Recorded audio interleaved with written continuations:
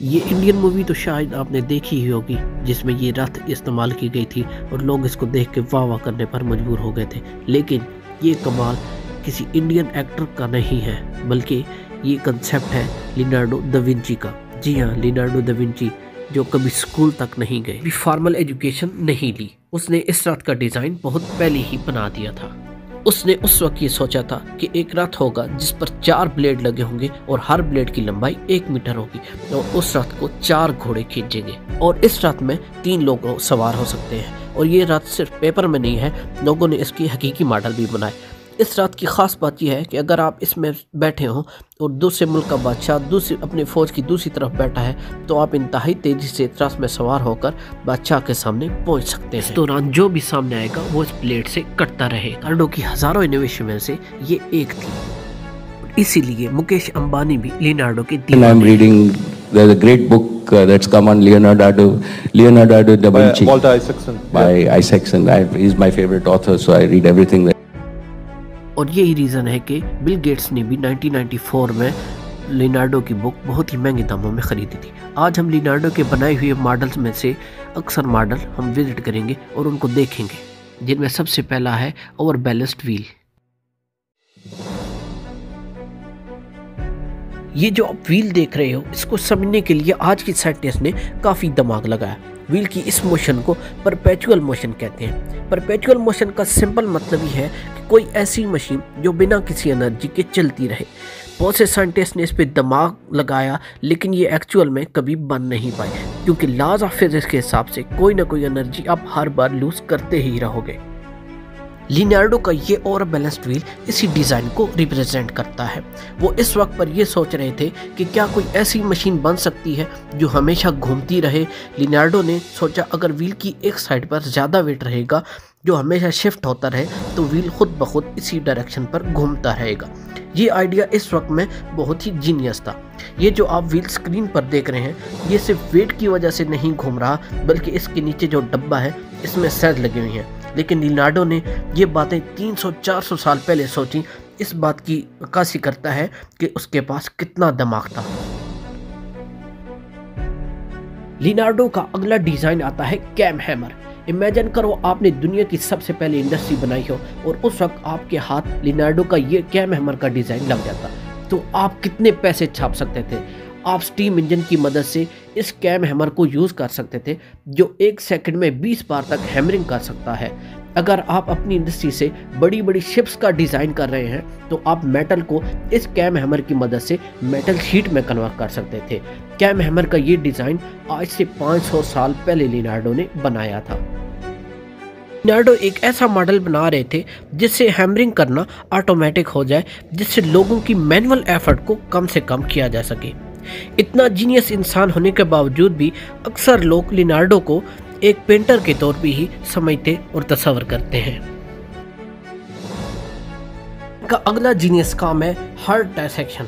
ये आज के ज़माने में टेक्स्ट बुक में पढ़ाया जाने वाला हार्ट का डायग्राम है जो हमने स्कूल में देखा है, लेकिन ये है लियोनार्डो के स्केचेस जो उन्होंने 1500 सदी के आसपास बनाए, जिस वक्त के इंसानों के लिए इतनी डिटेल सोचना नामुमकिन था। इमेजिन करो लियोनार्डो इस वक्त हार्ट के इतने कम्प्लेक्स फंक्शनिंग को समझ रहा था, जब लोगों को सिर्फ उस चीज़ पर फोकस था जो वो सिर्फ बाहर से देखते थे।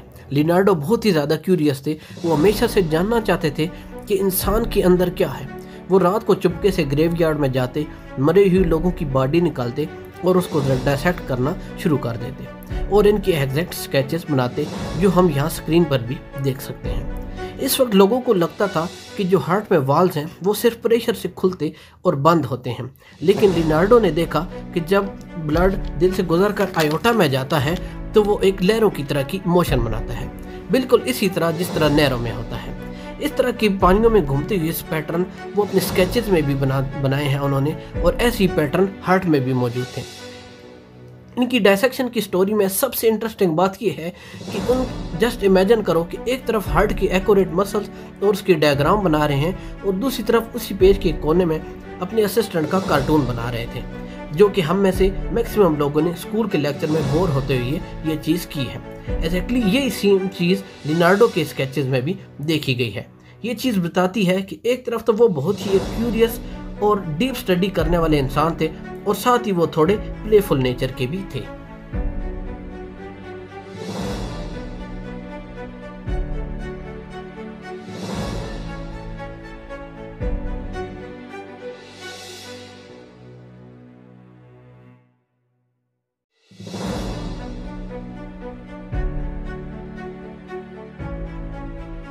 एक और जो जीनियस डिजाइन उन्होंने दिया था वो था वॉल प्रोटेक्शन का।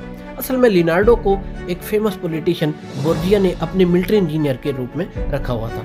लियोनार्डो को एक मिशन दिया गया था कि उन्होंने शहर के डिफेंस को और मजबूत बनाना है ताकि दुश्मन आसानी से फोर्ट की दीवारों पर ना आ जाए।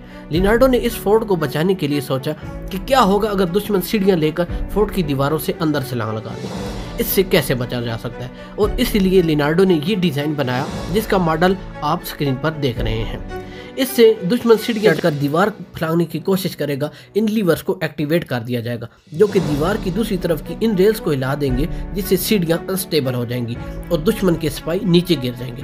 आजकल हम मॉडर्न वॉल्स पर एंटी क्लाइंबिंग स्पाइंस और इलेक्ट्रॉनिक सिस्टम देखते हैं, लेकिन आप ये सोचो कि ये 500 साल पहले लियोनार्डो के दिमाग में था। वो बहुत बड़े विजनरी थे, अगर उस टाइम पर कोई अवार्ड होता तो उनको ज़रूर मिलता। का नेक्स्ट बहुत ही मशहूर डिज़ाइन था ये सैटेलाइट मैप। ये गूगल मैप जो आप स्क्रीन पर देख रहे हैं ये 2024 का है, जिसमें हमें कुछ स्पेशल नहीं लगेगा, लेकिन लियोनार्डो ने एक ऐसा ही मैप 1502 में बनाया था। अब आप ये लियोनार्डो ने क्यों किया, इसके पीछे एक बहुत ही इंटरेस्टिंग स्टोरी है। देखो, इस वक्त के जो पॉलिटिशियन थे वो बहुत ही समझदार थे, लियोनार्डो की कैपेबिलिटी को समझ गए थे। उन्होंने लियोनार्डो को बुलाया और कहा कि तुम हमें मदद करोगे मिलिट्री इंजीनियरिंग में।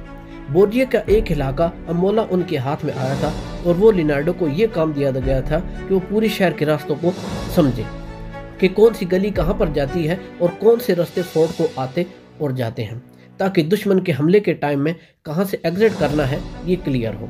इस वक्त जितने भी पुराने मैप्स थे वो दूर किसी ऊंची चोटी से बनाए गए थे जिनमें कुछ भी क्लैरिटी नहीं थी। लियोनार्डो ने इस मसले के बारे में सोचा कि वो बहुत अच्छा मैप कैसे बना सकते हैं, इसलिए उन्होंने एक अमेजिंग आइडिया निकाला। इसके लिए उन्होंने एक सिंपल डिस्क का इस्तेमाल किया जो डिग्री मेजर करता था, वैसे ही जैसे हम कंपास को इस्तेमाल करते हैं डायरेक्शन को समझने के लिए।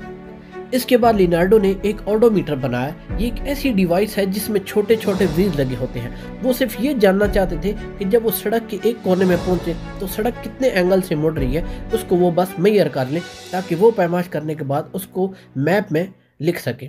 जैसे ये तरीका इन्हें मिल गया, इस कंसेप्ट को समझने के बाद लियोनार्डो शहर की एक एक सड़क पर गए जहाँ पर भी सड़क मुड़ती थी और उसके एंगल को नोट करते गए और उसको अपने मैप पर लिखते गए। जहाँ पर 2 बार मुड़ती थी उसके दरमियान के डिस्टेंस को भी नापते थे और ये किया उन्होंने एक रस्सी की मदद से। उनकी ज़हानत का अंदाज़ा इस बात से भी लगाया जा सकता है कि जब लियोनार्डो ने अमोला का मैप बनाया, इस वक्त कोई ये वेरीफाई भी नहीं कर पा रहा था कि यह सही था कि गलत, क्योंकि ऐसी कोई टेक्नोलॉजी ही नहीं थी। लियोनार्डो की इस स्टोरी से हमें ये लर्निंग मिलती है कि एडवांस टेक्नोलॉजी ना भी हो लेकिन क्रिएटिविटी हो तो हम बड़ी बड़ी प्रॉब्लम्स को भी हल कर सकते हैं। जैसा कि आइंस्टाइन ने कहा था, imagination is more powerful than intelligence.